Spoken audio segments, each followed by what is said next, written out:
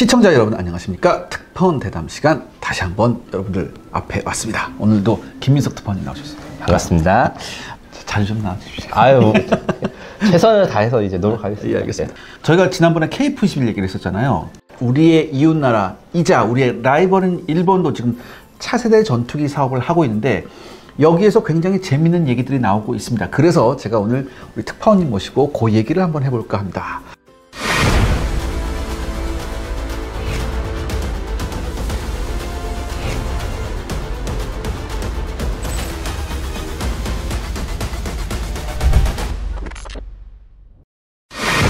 자, 지금 일본이요, 이른바 GCAP 사업이라는 걸 하고 있습니다. 그런데 일본 단독으로 하는 게 아니라 놀랍게도 유럽 국가들하고 이제 컨소시엄을 하게 됐어요. 공동 개발을 하기 전까지 일본의 행보를 잘 봐야 될 필요가 있습니다. 아마 이제 매니아 분들 중에 기억하시는 분도 있겠지만 ATDX 혹은 심신이라고 불렸던 그 X2 기술 실증기를 만들고 난 일본이 독자 개발을 위해서 많이 노력을 했어요. 뭐 I3 파이터, FX 등 그 여러 이름으로 차세계 전투기 핵심 기술이나 이런 디자인들을 만들어 가지고 했으나 이거 예산 확보가 안 되고 리스크가 너무 크고 그래서 공동 개발을 한 2020년부터 추진을 해서 처음에는 미국이랑 추진을 하려 했어요.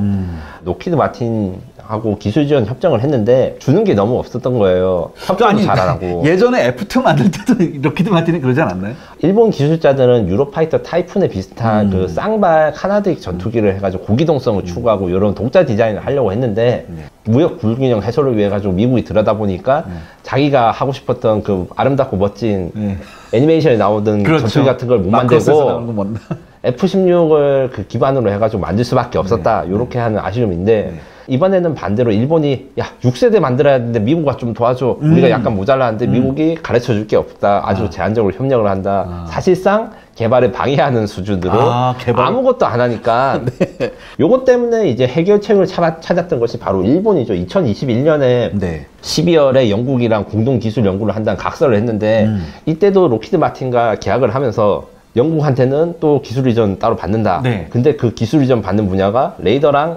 엔진이다. 그 핵심 분야네요. 예, 뭐 엔진과 레이더를 영국이랑 하면 나머지를 미국이 하는 게 의미가 있을까요? 프레임 만들어 달라고 그럴 거 아니에요. 그래서 아주 짧은 시간에 영국, 미국, 일본 이렇게 삼각 편대가 이루어졌다가 영국 쪽이 너무 무게추가 가는 거죠.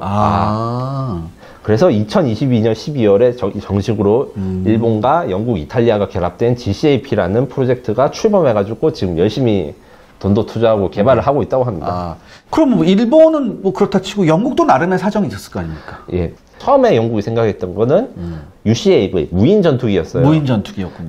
그 타라니스라는 무인 전투기를 만들어가지고 거기서 각종 스텔스 기술 같은 거 넣고 시험해서 잘 됐는데 2000년대 초반에 무인 전투기는 유인 전투기가 하나도 필요 없이 지원 차서 자동으로 모든 미션을 다 수행하는 게 목표였고 그래서 가격도 비쌌는데 이거 우리 그때 당시 AI 기술로는 못 하겠는걸? 그러니까 유무인 복합이 아니고 그냥 무조건 혼자 가서 이거 유인 전투기 개발이 필요하겠다 해서 고민을 하다가 2018년에 템페스트라고 하는 프로젝트를 발표를 했어요.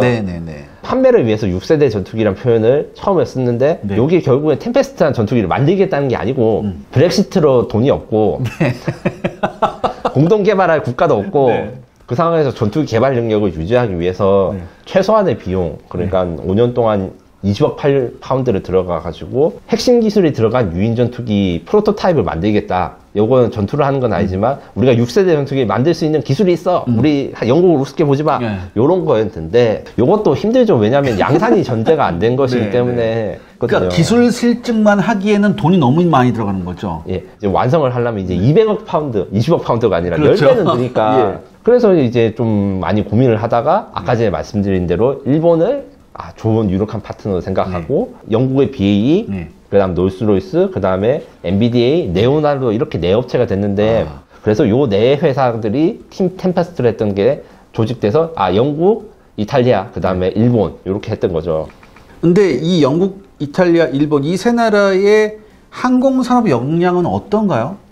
물론 세계 탑 클래스고 세 나라 다 한국보다 높다고는 봐야 되는데 혼자서 그래서 전투기를 만들 수 있냐면 셋 다 아니다. 셋 다 아니다. 3월 6일날 그 영국 상원에서 그 GCAP를 어떻게 할 것인가라는 공개 청문회를 했는데 파트리샤 모리스 백작 부인 바로니스라는데 새나라의 기술 수준이 어떤가 물어보니까 새나라가 다 높긴 하지만 혼자서는 힘들다. 이탈리아 같은 경우에는 이제 셀렉스사라는 그 레오나르도 셀렉스라는 제가 있어서 네. 레이더나 적외선 추적 장비 요런 센서 장비가 강하다. 네. 이렇게 말했고 실제로 우리 KF-21의 RST라고 조종석 앞에 있는 그 튀어나왔던 네. 이제 적외선 추적 장비 네. 요게 이탈리아의 네. 그 레오나르도사 하드웨어를 쓰고 있죠. 예. 영국의 장점은 전투기 자체를 통째로 다 만들지 못해도 롤스로이스가 그렇죠. 있다. 롤스로이스 엔진 또 나옵니다. 여기서 롤스로이스가. 그렇죠. 예. 점유율로 생각하면 사실 전 세계 여객기 엔진은 미국의 PW, GE, 예. 롤스로이스 이렇게 세 나라가 그렇죠. 세 개가 그냥 다 독점을 하고 있지 예, 않습니까? 예, 예. 일본의 장점은 인프라가 장점이라고 했어요. 인프라요? 네.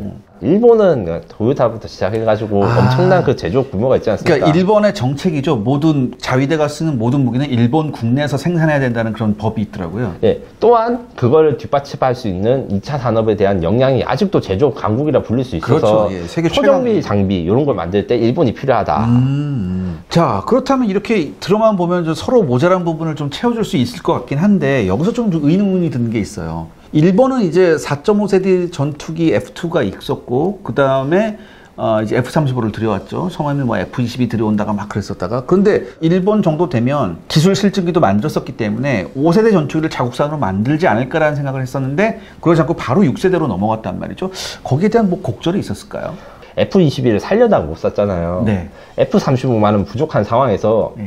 국산 전투기가 F-22 역할을 대신해야 되는데 네. 중국은 이미 J-22 나왔단 말이죠. 그렇죠. 방송 초반에 X2 시험기 기술 실증기 네. 이야기를 했는데 X2 기술 실증기가 2014년에 완성이 됐고 2016년에 첫 비행을 했어요. 네.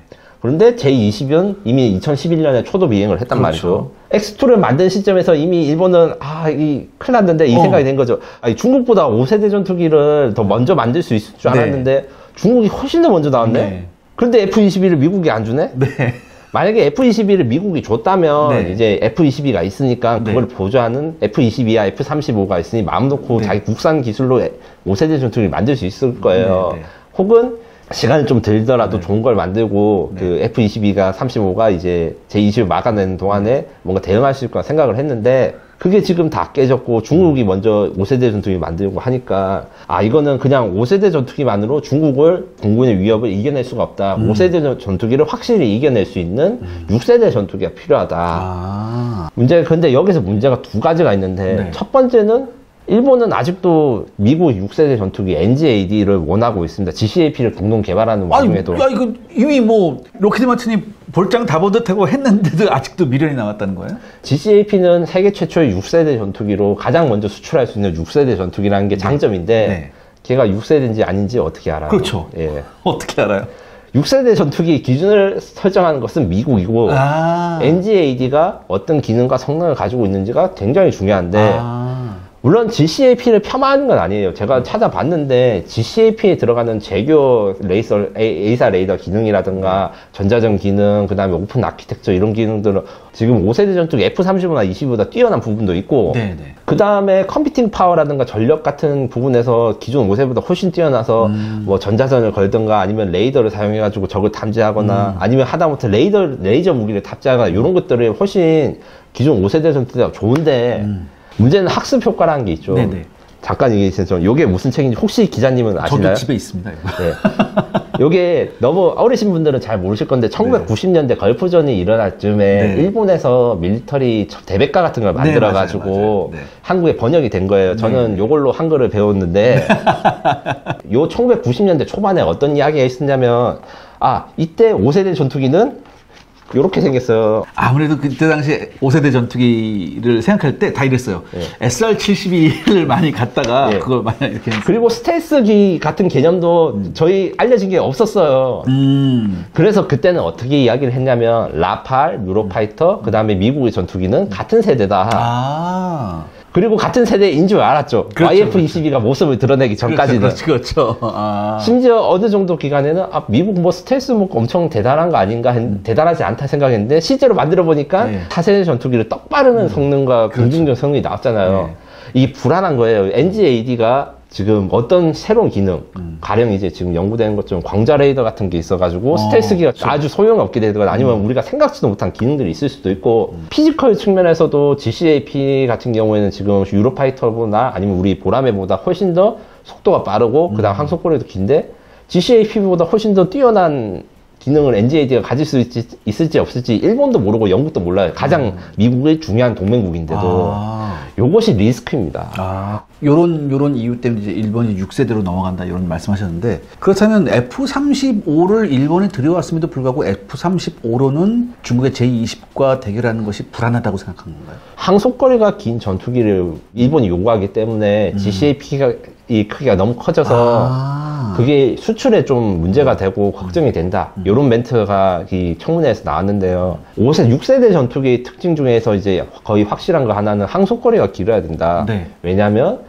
전투가 하기 전에 죽을 수도 있다. 중국군의 탄도미사일이라든가 극초음속 무기 이런 것들이 워낙 발달하니까 시작도 되기 전에 다 터지는 거 아닌가. 요걸 막기 위해서는 중국과 멀리 떨어지는데 기지를 잡고 출격을 해야 된다. 요게 좀 중요하게 생각하거든요. 요건 사실 한국한테는 좀 해당이 안 되는 이야기고요. 근데 일본으로서는 굉장히 고민되는 문제입니다. 네, 그래서 6세대 전투기라든지 일본의 GCAP가 배치돼도 미자하 기지 혹시 아시죠? 네네. 그 혼슈 끝에 있잖아요. 네네네. 그렇게 중국에서 멀리 떨어진 데에서만 운용하지 않을까 이런 생각을 하더라고요. 뭐 홋카이도로 가고도 네, 그러니까 해가지고 제가 중요한 걸 또 말씀 안 드렸는데 GCAP를 영국과 같이 개발하긴 한데 이게 또 희한한 게 무인 전투기 그러니까 노엘 융맨이라든가 멈티라고 하고 있는 전투기랑 같이 다니는 무인기 개발은 유무인 복합은 또 미국이랑 같이 하게 됐고 그래요?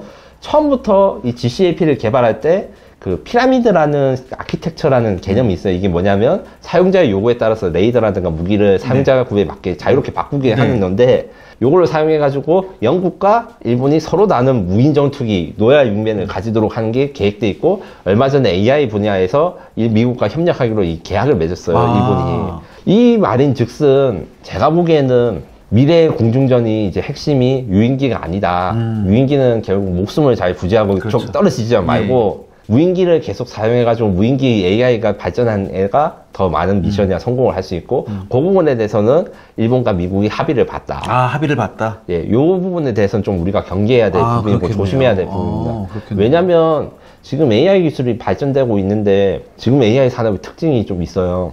제일 잘 나가는 한두 군데만 최고고 넘버 3만 해도 성능이 형편없거든요. 네네네. 뭐 GPT니 뭐시니 제미니 이렇게 하는데 구글조차도 그 큰 구글조차도 GPT를 못 따라잡아가지고 그렇죠. 질문하니까 이상한 대답 나오고 AI라는 게 워낙 데이터 중심적인 시장이고 경험이 중요하기 때문에 일본이 이런 AI 투자나 이런 걸 미국과 같이 가면 영국이랑 유인전투기 하는 것도 괜찮다 이렇게 생각을 하는 것 같아요. 요 부분에 대해서는 근데 추가적인 정보가 잘 부족하기 때문에 앞으로 잘 주목해야 됩니다. 그렇군요. 나름 일본도 좀 치밀하게 준비를 하고 있는 것 같습니다. 그러니까 그렇다면 이 GCAP 사업을 통해서 일본 항공산업이 추구하는 바는 뭘까요?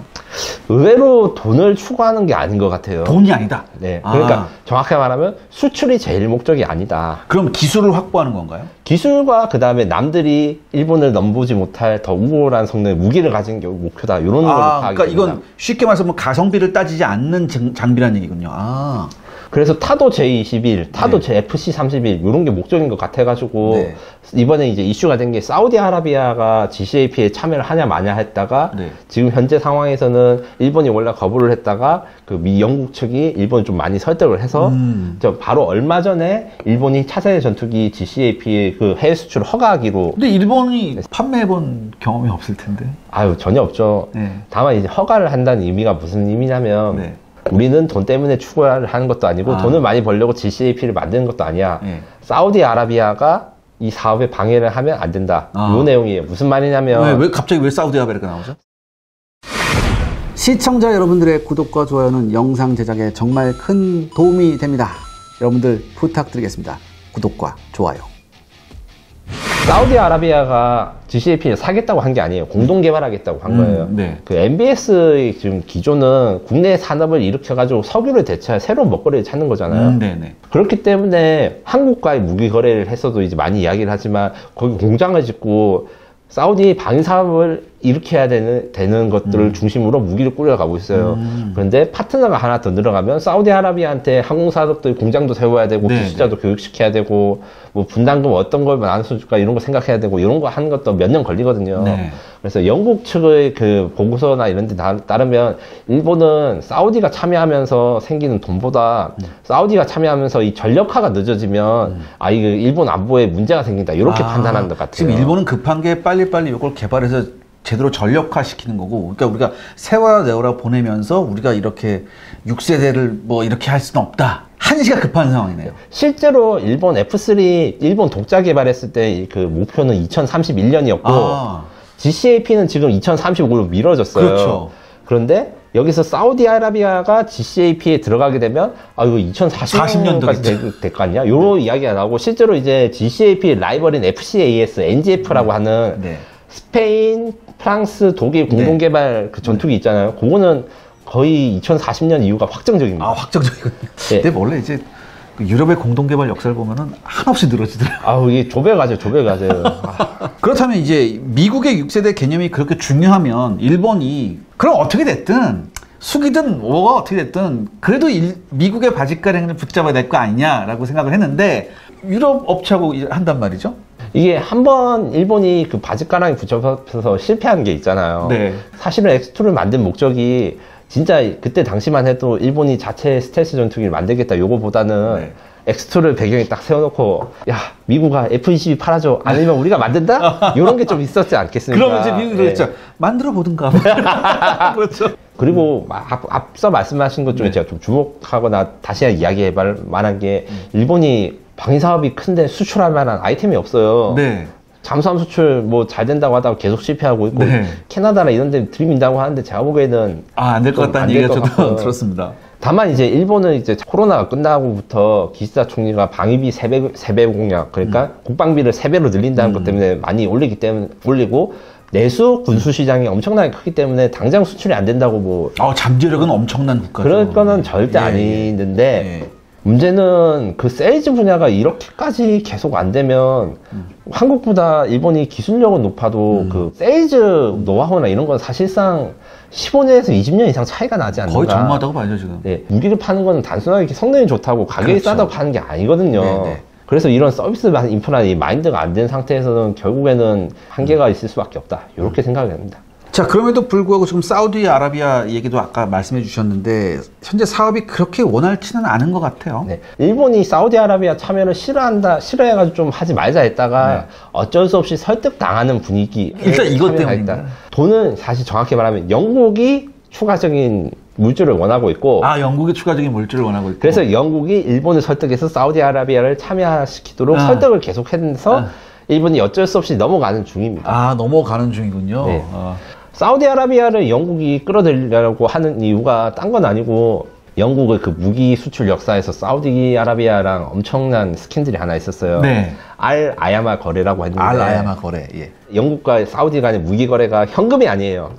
그냥 영국 BAE한테 야 사우디에 있는 유전 여기에 있는 거 채굴하면 니들이 다 써요. 근데 그냥 그 퍼가 그런 거예요. 요거 돈 대신 퍼가 하루에 몇 배를 퍼가는 거 허용해 줄게 요걸 하는데 요 과정에서 이제 비리도 엄청나게 나가지고 스캔들도 났는데 이게 돈 이렇게 해서 회계가 안 되고요. 퍼가는 거는 이거 쉽게 말해서 물물교환이잖아요. 이건 줄줄줄 세요 중간에서. 그래서 요거를 다 조사해가지고 비리가 많다고 영국에서 이미 결론을 냈다가 묻었어요. 영국에가 이거 국익에 해치니까 그냥 묻어가자. 그리고 그게 지금도 계속되고 있는데 이제 유로파이터 팔았으니까 다음 아이템 필요하죠. GCAP를 팔아야죠.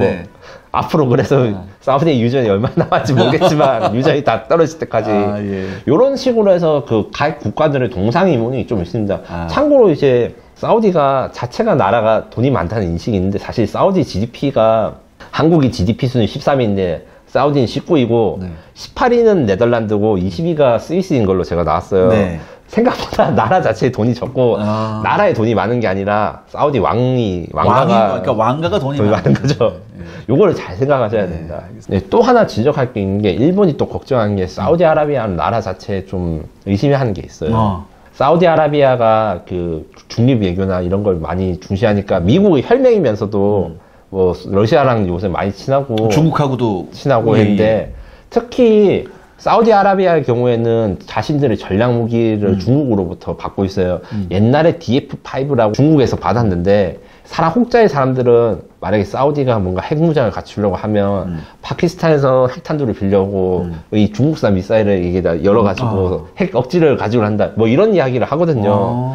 이런 거 입장에서는 지금 제가 말했던 GCAP에 일본이 참여한 이유, 중국의 전투기를 견제하고 항공 우세를 하기 위해서 요건데 얘들한테 이거 완전히 이건 뭐 배치되는. 예, 팔아도 되나 이런 걱정이 조금 있죠. 네. 자, 이 프로젝트 그렇다면 전망은 어떻습니까? 어떻게 보십니까? 아, 저는 그럼에도 불구하고 불투명하지 않다고 생각합니다. 아, 그래요? 예, 1990년대부터 00년대 밀리터리 매니아들이 했던 라팔아 팔렸니? 아니요, 기억하시나요? 네네네. 한 20년 안 팔렸는데, 근데 사실 라팔 지금 많이 팔리고 있잖아요. 지금 대박 났죠. 예. 예. 그런 것처럼 결국에는 이제 미국제 전투기가 GCAP 성능을 뛰어난 게 나오더라도 결국 가격이 더 비싸고 그다음에 수출이 제한될 거니까 GCAP는 현재 시장에서 구할 수 있는 2030년대 새 시장에서 구할 수 있는 유일한 6세대 전투기가 될 가능성이 큽니다. 또한 GCAP가 앞서 말했듯이 그 피라미드라는 특수한 아키텍처를 사용해가지고 사용자의 요구에 따라서 센서나 무장을 바꿀 수 있다는 게 또 수출에는 또 도움이 되거든요. NGAD가 신비의 전투기예요. 알 수 있는 게 진짜 없어요. 미지의 전투기군요. 네. 거기다가 앞서 말했듯이 NGF라고 하는 독일, 프랑스, 스페인 전투기 2040년에 나오고 요 상황에서 F-35가 아마 이제 향후 20년간 제 시장의 큰 파일을 차지할 것이지만 F-35를 도입하기 싫거나 더 좋은 전투기를 원한다면 해결책 그 유일한 옵션이 GCAP이기 때문에 일본이 탈퇴만 안 한다면 잘 될 것 같아. 일본이 근데 탈퇴할 생각이 좀 있는 것 같아요? 저는 가능하다고 생각합니다. 탈퇴할, 왜요? 센서 부분에서나 이런데 이탈리아가 강하니까 일본산 레이더나 이런 거 탑재하고 싶었는데 이번에 GCAP에 못 넣었거든요. 이 제규어라고 하는 그 GCAP A사 레이더를 이탈리아 주도로 하게 됐어요. 이런 거에 사실 사상 불만이 있고 그 다음에 NGAD를 지금 안 판다고 했는데 트럼프가 야 3억 달러 6억 달러에 2배로 주고 사면 팔게 뭐 이런 미친 결정을 할 수도 있죠. 예. 그 NGAD를 미국이 일본에 판매를 하는 순간 사실 우리나라 안보에도 큰 요동을 치는 거겠지만 예전에 일본이 그랬잖아요. F-22 가격에 상관없이 사겠다고 그렇죠. 그런 게 또다시 이루어지는데 이번에는 그게 들어지면 GCAP에 있던 돈을 홀랑 다 빼서 NGAD로 갈 가능성이 있다. 그래서 영국이 지금 일본이 못 나가게 이렇게 열심히 설득하고 알겠습니다. 어르고 달래고 자, 마지막으로 지금 현재 4.5세대 전투기를 개발하고 있는 우리한테 주는 시사점은 뭘까요? 개인적인 의견인 걸 전제하고 네. 저는 세 가지를 말씀드리고 싶은데 네. 수출에 목숨을 걸어야 됩니다. 수출을 목숨을 걸는다. 역시. 그 GCAP에 대해 가지고 지금 여러 가지 이야기가 나온 것 중에 하나가 영국에서는 템페스트보다 너무 커졌다.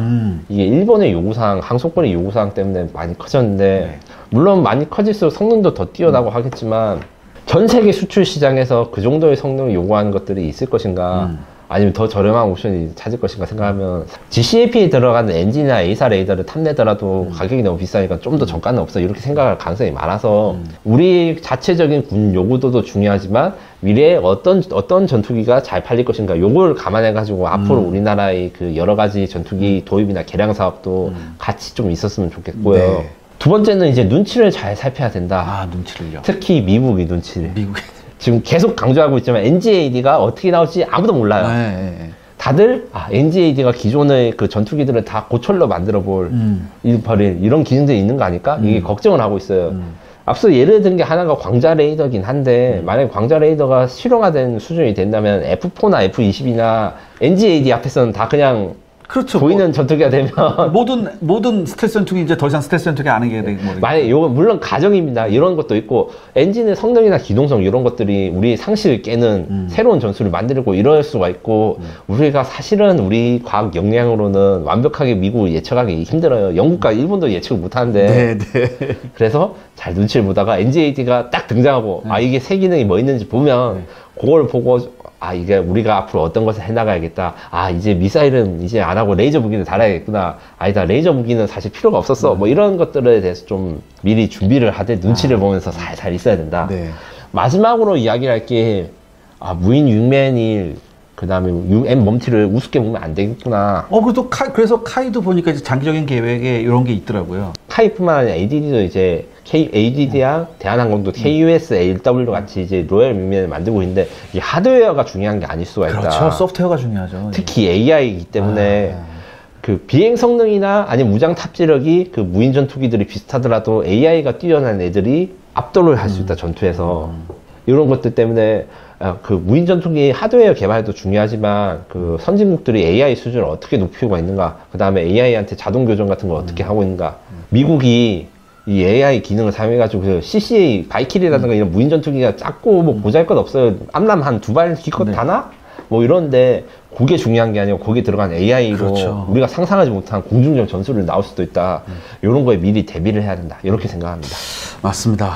이게 정말 이게 제가 가면 갈수록 제가 강조드리는 게 현대 이 무기들은 사실 이 소프트웨어가 차지하는 분야가 절대적이거든요. 뭐 90% 이상 되기 때문에 모든 능력을 발현하는 거에서 이런 이 AI 분야, 이 소프트웨어 분야에 국가의 조금 더 과감한 투자, 그다음에 인력 확보 이런 것이 굉장히 중요할 것 같아요. 제가 좀 이런 게 좀 걱정스러운 부분이 있어서 말씀드립니다. 자, 오늘 일본의 차세대 6세대 전투기 사업 GCAP에 대해서 우리 특파원님과 모시고 얘기 들어봤습니다. 오늘 정말 자세한 설명 너무 감사드립니다. 예, 감사합니다. 예, 다음에도 또 나와주실 거죠? 아유, 그럼요. 네, 네. 감사합니다. 고맙습니다.